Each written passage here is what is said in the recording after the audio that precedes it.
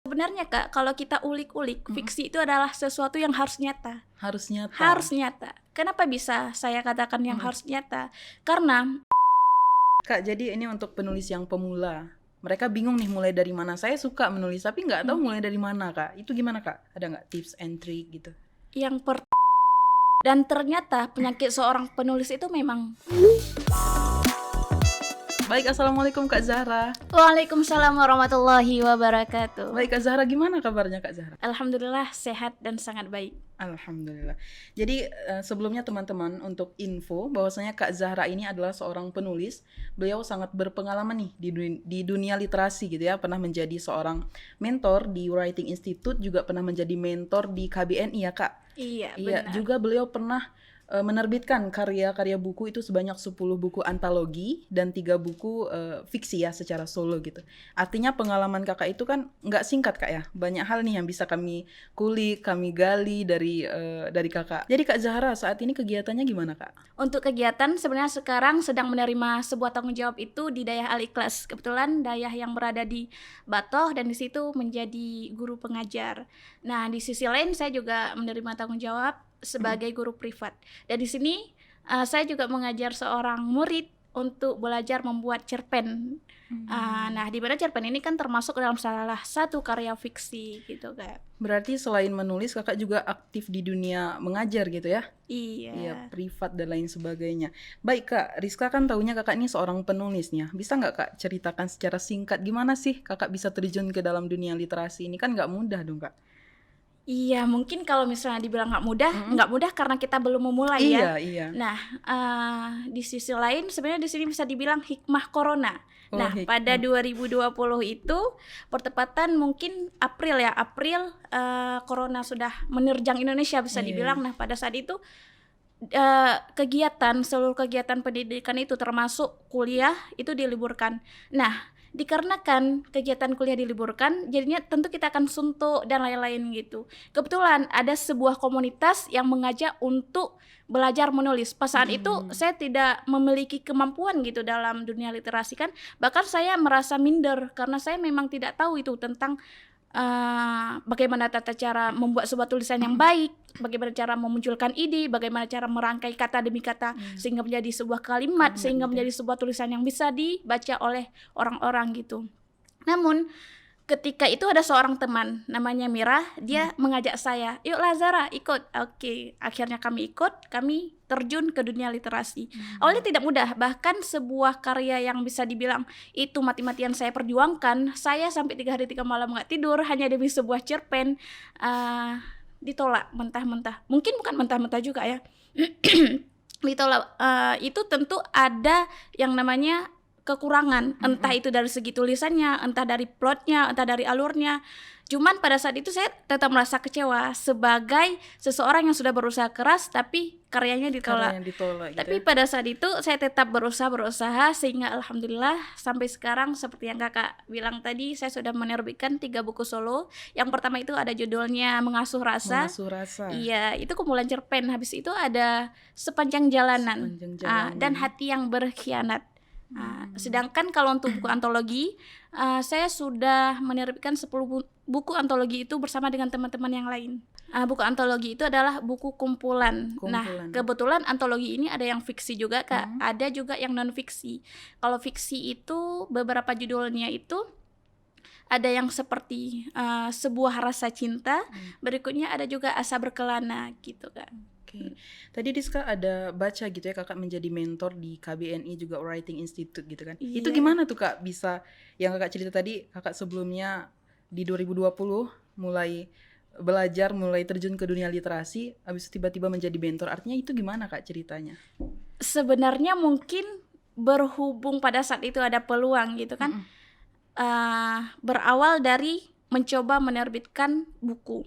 Pada saat itu saya mulainya dari kumpulan cerpen dengan judul Hati yang Berkhianat. Hati yang Berkhianat. Ketika hati kita ingin meminta taat, tapi raga dan tubuh dan jasad kita masih maksiat gitu, sehingga hati yang berkhianat gitu. Itu sebenarnya kumpulan cerpen yang terdiri dari 23 judulnya berbeda-beda. Di dalamnya itu tidak hanya tentang romansa ataupun tentang cinta, namun juga kekeluargaan, habis itu tentang motivasi hidup, tentang bekerja dan lain-lain gitu. Nah, setelah menerbitkan buku itu tadi, sebenarnya pada saat itu saya bisa dibilang ataupun dikatakan seseorang yang masih sangat kurang ataupun sangat minim dari ilmu literasi ini gitu ya. tadi, Kak. Cuman karena saya sudah diberi tanggung jawab dalam artian mungkin beliau-beliaunya juga memerlukan seseorang gitu ya. Jadi saya memang harus bertekad untuk belajar lagi, belajar dan belajar lagi sehingga dipercayakan di tempat tersebut. Iya. Akhirnya menjadi mentor gitu ya. Pastinya kakak juga punya panutan lah ya gitu ya.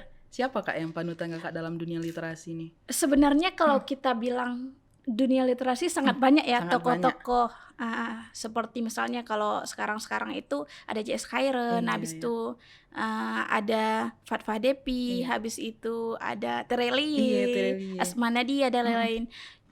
Panutan saya itu ke mereka dari segi beliaunya berjuang dalam dunia tulisan. Seperti misalnya kita ketahui Terelie pernah ditolak loh karya-karyanya. Begitu juga dengan lain-lain gitu. Sehingga di sini saya mengambil pelajaran bahwasanya ketika kita jatuh ataupun ketika kita ditolak ataupun kita tidak diterima, maka jangan pernah berhenti untuk mencoba. Nah, untuk penyusunan sebuah buku hingga diterbitkan itu biasanya jarak waktunya itu gimana ya? Atau kita menghabiskan berapa banyak waktu dalam menerbitkan satu buah buku gitu ya? Yang solo nih. Yang solo. Nah, sebenarnya itu tergantung diri kita lagi gitu ya, Kak ya. Tergantung bagaimana proses yang sudah kita lewati. Mungkin untuk buku yang pertama-tama itu kita pasti memerlukan waktu yang lebih lama gitu. Entah karena kita ingin mencari bahannya dulu, habis itu melakukan riset dan lain gitu. Karena meskipun dikatakan fiksi, sebenarnya kita butuh riset loh. Menurut kakak, fiksi itu hal yang nyata atau hal yang tidak nyata? Fiksi itu membutuhkan sebuah teori atau tidak? Kalau yang Rizka pahami sekarang ya, dan mungkin ini akan nyambung juga ke pertanyaan selanjutnya gitu kan. Yang Rizka pikirkan fiksi itu sesuatu yang nggak nyata nggak sih? Kayak ya imajinasi aja gitu. Nah sebenarnya Kak, kalau kita ulik-ulik, fiksi itu adalah sesuatu yang harus nyata. Harus nyata. Harus nyata. Kenapa bisa saya katakan yang harus nyata? Karena ataupun yang harus berlogika ya. Berlogika. Karena misalnya ketika kita ingin menceritakan manusia ular gitu, ataupun manusia laba-laba, Spider-Man gitu. Nah kita harus memberi alasan, memberi sebab, memberi akibat kenapa si tulisan ini ataupun alur cerita ini dia itu bisa menjadi manusia laba-laba. Oh ternyata karena dia ada laba-laba ataupun ada virus apa ataupun ada apa sehingga dia menjadi manusia laba-laba. Sedangkan kalau untuk non fiksi sendiri bisa jadi nggak harus berlogika, Kak. Misalnya apa? Ketika kita melihat penemuan-penemuan kimia, melihat penemuan-penemuan fisika, bisa jadi ada sesuatu yang muncul secara tiba-tiba dan itu nggak masuk akal. Yang bahkan terkadang penemuan-penemuan itu nggak diterima oleh beberapa kalangan. Tapi itu hal nyata, kenyataan gitu. Itulah ya, Rizka dapat ilmu baru juga nih. Nggak tahu sebelumnya sedalam itu ternyata fiksi gitu ya. Kak, jadi ini untuk penulis yang pemula. Mereka bingung nih mulai dari mana. Saya suka menulis tapi nggak tahu mulai dari mana, Kak. Itu gimana, Kak? Ada nggak tips and trick gitu? Yang pertama, tentukan dulu strong why. Strong why itu adalah alasan yang kuat. Kenapa sih aku harus menulis? Kenapa sih aku harus memulai? Karena tanpa alasan yang kuat, kita hanya sekedar memulai tanpa menyelesaikan.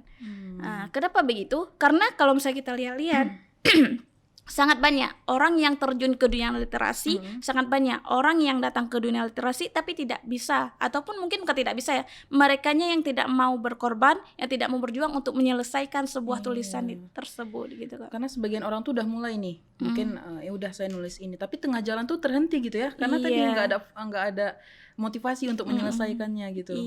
Selain motivasi, bahan juga perlu, Kak. Ibarat sebuah teko, ketika kita ingin menuangkan ke dalam gelas, maka tentunya teko ini harus ada isi. Begitu juga dengan tulisan. Ketika kita ingin menulis, kalau nggak ada isi, tentunya kita nggak akan bisa menyelesaikan tulisan tersebut. Makanya sebelum kita memulai, mungkin ini bukan sebuah patokan ya, boleh memulai, boleh sambil memulai kita mencari bahan, mencari riset, ataupun sebelum sama sekali memulai, kita cari dulu bahan-bahannya. Dan sebelumnya juga penulis pemula ini dia harus tahu mau terjun ke dunia fiksi atau non fiksi atau kedua-duanya. Mungkin barangkali kalau misalnya fiksi ya mereka bisa bebas menceritakan diri mereka ataupun tentang sahabat mereka. Karena siapa tahu dengan kisah hidup kita itu akan menjadi buku bestseller selanjutnya, motivasi yang sangat dahsyat selanjutnya, atau kalau difilmkan menjadi film terbaik selanjutnya, kita nggak tahu. Kita nggak bakal tahu gitu ya. Benar Kak? Terus memulai gitu ya. Iya. Kak, jadi tadi 3 karya fiksi Kakak, Hati yang Berkhianat, lalu Mengasuh Rasa, Sepanjang Jalanan gitu. Iya. Kayaknya berat nih dari judulnya aja kita lihat berbicara tentang hati dan rasa gitu. Ada nggak sih Kak latar belakang mengapa Kakak buat buku itu gitu? Sebenarnya itu lebih ke gejolak diri ya. Oh, ke gejolak diri ya. Sebenarnya Hati yang Berkhianat di sini ada 2 penjelasan di dalamnya. Yang pertama memang tentang iman yang seperti saya jelaskan tadi, hati meminta taat sedangkan jiwa masih bermaksiat. Habis itu yang kedua itu tentang seseorang itu, sosok gitu. Tentang sosok gitu ya. Nah, pengkhianatan ini bisa jadi yang memang kita sendiri yang mengiyakan ataupun menyepakati ini adalah sebuah pengkhianatan, atau ya memang seseorang tersebut yang menjadikan kita itu sebagai korban pengkhianatan dia gitu. Jadi ada 2 sudut pandang. Cuman di sini saya menulisnya sebagai sudut pandang seseorang yang ditinggalkan oleh seseorang dengan beberapa janji dan beberapa kata yang dia rangkai gitu. Berarti benar ya katanya, jadi jangan pernah menyakiti hati penulis, maka engkau akan abadi dalam karyanya. Engkau akan abadi dalam karyanya, benar ya. Ketika kita dikecewakan seseorang, maka abadi di dalam tulisan kita gitu. Bisa jadi. Makanya jadilah yang terbaik agar abadi menjadi yang terbaik. Kalau ketika kita abadi menjadi musuh kan, mungkin barangkali kalau buku tersebut bestseller, ya seluruh dunia akan tahu bahwasanya seseorang ini, ternyata dia adalah sosok buruk di kehidupan si penulis gitu. Berat kali kayak gitu ya, sosok buruk gitu. Kak, sepanjang ini hambatan apa yang Kakak rasakan? Sebenarnya lebih ke diri sendiri sih, rasa malas. Nah, dan ternyata penyakit seorang penulis itu memang rasa malas. Ketika dia udah malas, sehari aja dia libur daripada karya tulisnya itu tadi, libur daripada melihat tulisan laptopnya, itu makanya tulisannya akan terlupakan. Dia akan terus memiliki alasan dan ide-ide bagaimana caranya untuk tidak lagi melihat tulisan. Besok saja, nanti saja, lusa-lusa lah, kan masih ada waktu gitu. Berarti konsistensi diri itu sangat diperlukan, sangat diperlukan. Karena konsisten ini selain daripada bisa menyelesaikan tulisan dia, juga bisa melatih dan mengasah dia gitu. Karena ada sebuah kata-kata Kak ya, kalau dikasih waktu 7 hari aku untuk menebang sebuah pohon, maka aku gunakan 5 hari untuk mengasah kampak dan 2 hari untuk menebang pohon. Dalam ya maknanya. Nah, sehingga dari sini bisa dibilang ya kita memerlukan banyak waktu untuk mencari bahan, untuk terus berlatih agar menghasilkan sebuah tulisan.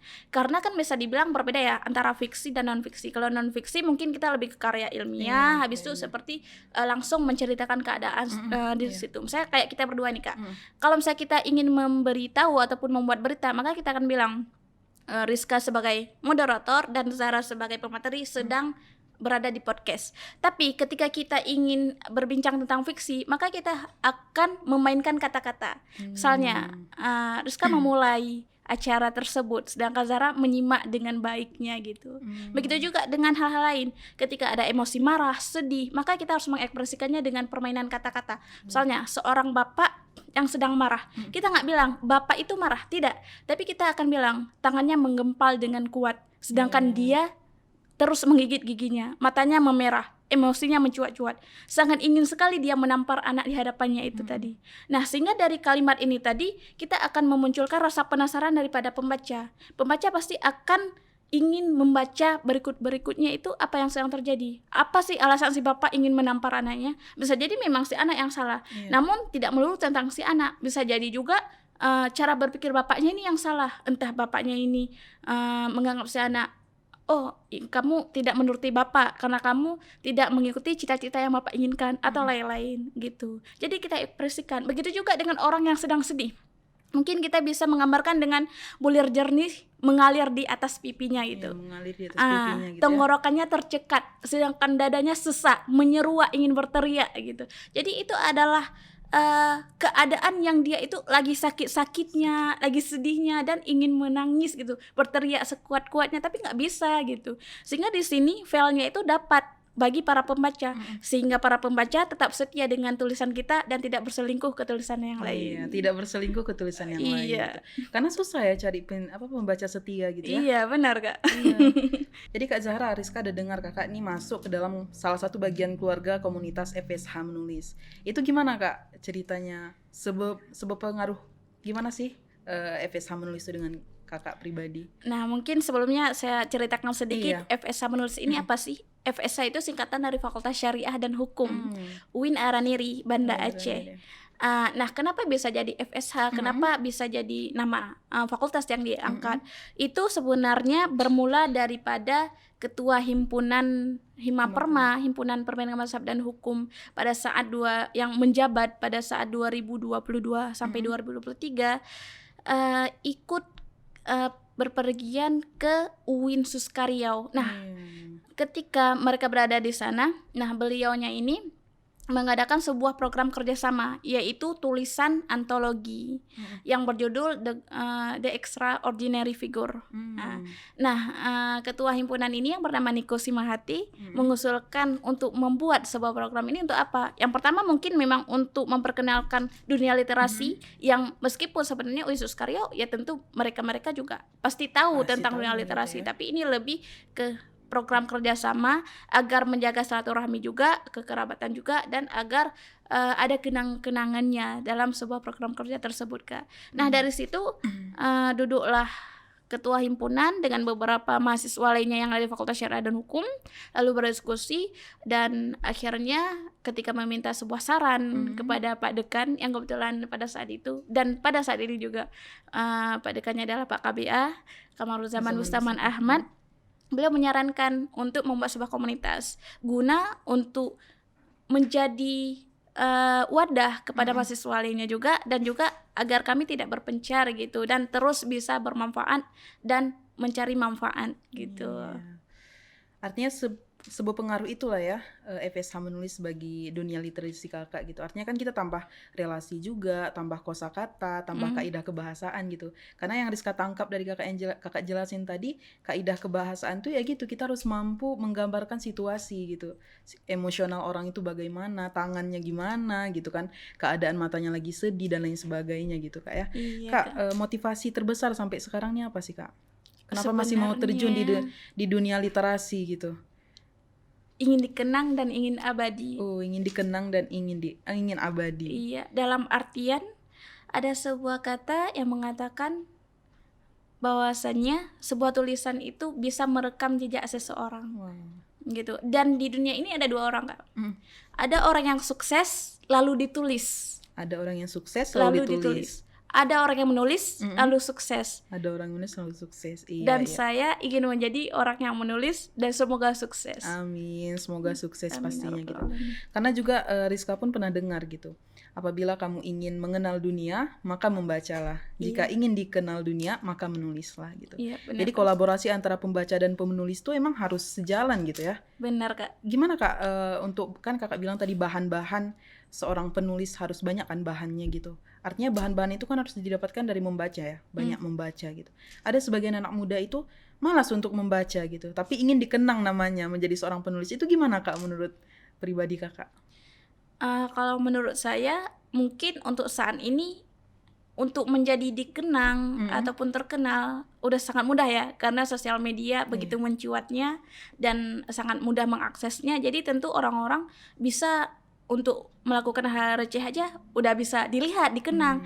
Tapi maksud yang dikenang di sini adalah ya memang dengan sebuah karya yang bagus. Karena bisa jadi beberapa orang gitu ataupun yang pada masanya memang dia itu hebat, tapi kalau nggak dari tulisan pasti dilupakan oleh generasi-generasi selanjutnya gitu. Karena tulisanlah yang bisa merekam jejak seseorang. Oke Kak Zahra, ada nggak closing statement nih buat para pendengar yang lagi di rumah rakan-rakan Sago TV? Nah, sebelum closing statement, mungkin saya ingin mengatakan bahwasannya untuk sebuah tulisan itu dia bukan hanya sekedar memulai, Mm-mm. tapi juga harus diselesaikan Harus gitu. diselesaikan. Nah, untuk kata-kata terakhirnya, tulisan yang baik itu adalah tulisan yang diselesaikan. Oke. Terima kasih Kak Zahra. Jika video ini bermanfaat untuk Anda, silakan subscribe, like, dan nyalakan loncengnya.